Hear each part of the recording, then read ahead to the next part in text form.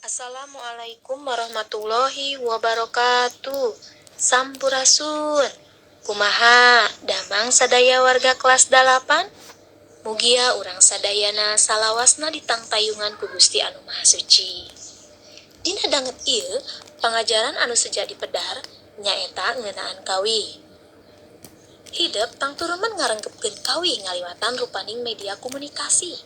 Bisa radio, TV, HP, jeung di internet.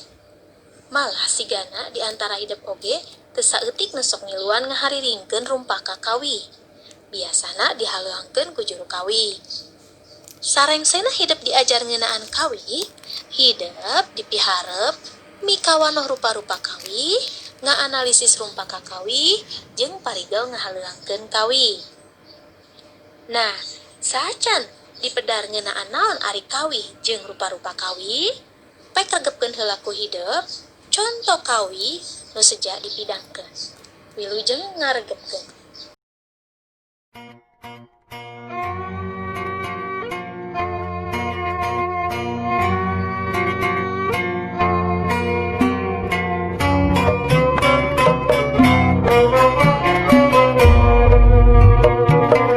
Tanah Sunda wibawa gemah ripah tur endah ngumbara suka betah. Urang Sunda sawawa sing poek sapercekan nyanggah dharma anu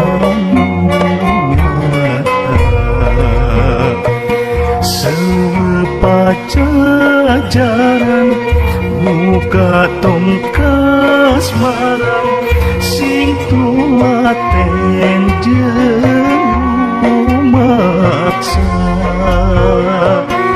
biar pangkaya memang sawajibna geten titen rumawa anak pusaka.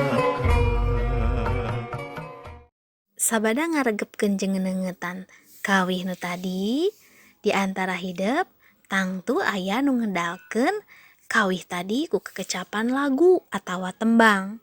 Padahal kecap lagu, kawih jeung tembang mibanda harti sewang-sewangan. Nah, ayeuna urang pedar naon anu dimaksud kawih. Kawih mibanda harti rakitan basa sabangsaning dangding anu teu kauger ku patokan pupuh.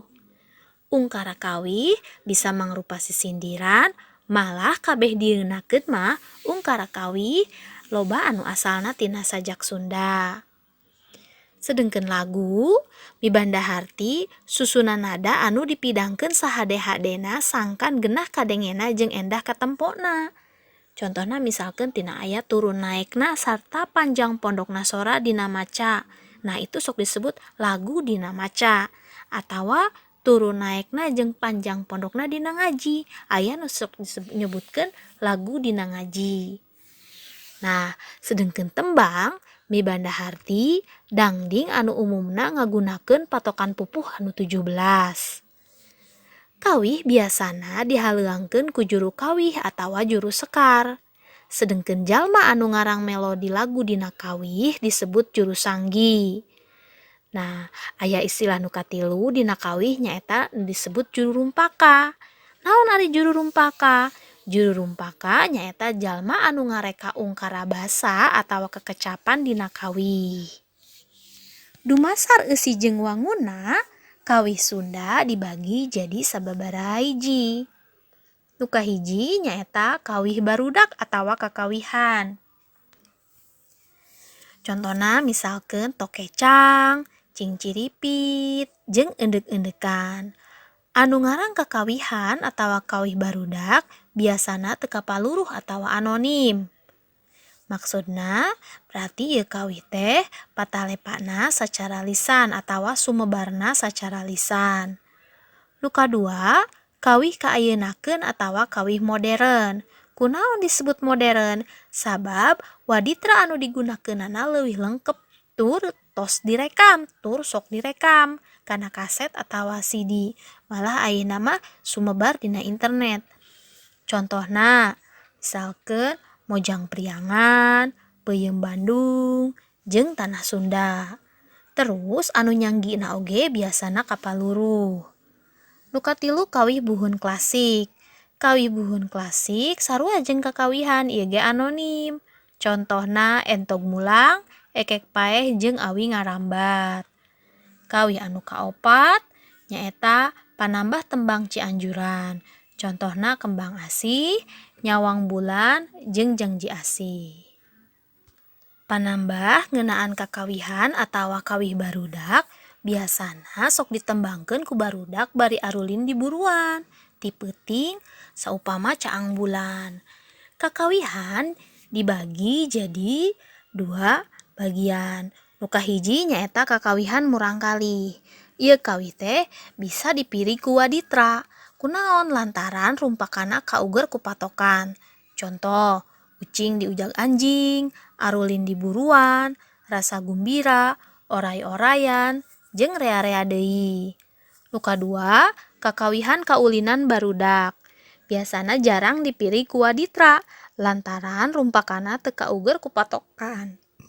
Contona bulantok, paciwit-ciwit lutung, ngawihan hujan, ucing hui, ngalapapatong, jeung rea-rea deui.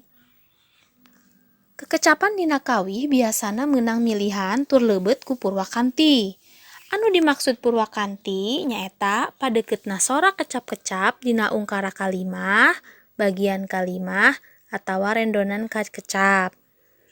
Contoh, Tih Suci nyiram bumi, Murwakanti dina sora I, Tulang Setra mulang lemah, Murwakanti dina sora A, Babakti sungkem pertiwi, Murwakanti dina sora I, Cikal Bugang putra bangsa, Murwakanti dina sora A.